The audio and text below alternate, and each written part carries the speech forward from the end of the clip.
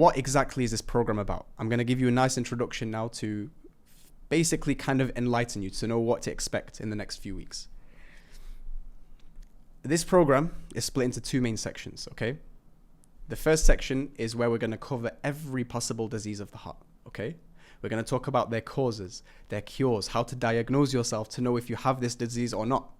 And then it's going to teach you how to begin the process of purification by applying the cures that we talk about. That's the first big section that we're going to go through starting from the next lesson.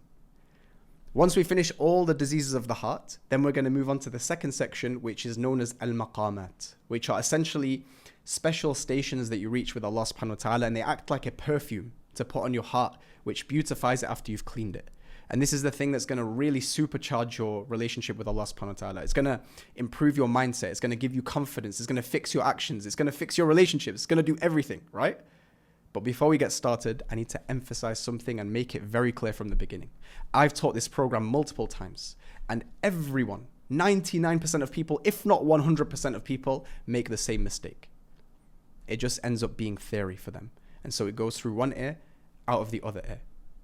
Tazkiyah is a practical science. It's like learning how to drive. If I sat you down for 3 hours, 10 hours, 2 days, speaking to you about how to drive a car, the minute you get into the car is going to be like the first time you've ever heard about it. I promise you.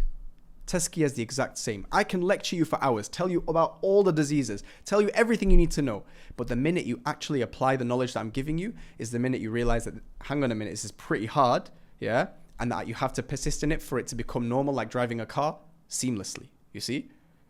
But if you don't ever get into the car, you're going to forget the theory and you're not going to improve at all. And so you have to act. And so for me to make it easy for you, because I've taught this multiple times, I'm going to give you a plan that I genuinely, strongly encourage you guys to act upon. As we go through every single disease, I want you to rate yourself after the class 1 to 5 for every single disease. It's like a spectrum. 1 is like, I don't have this disease at all. I'm perfectly fine, alhamdulillah. But 5 is that I have this disease and it's very, very bad. It's very, very severe. When we finish all the diseases, I want you to isolate, take all of these severity 5 diseases and write down the cures for each one based on the lesson.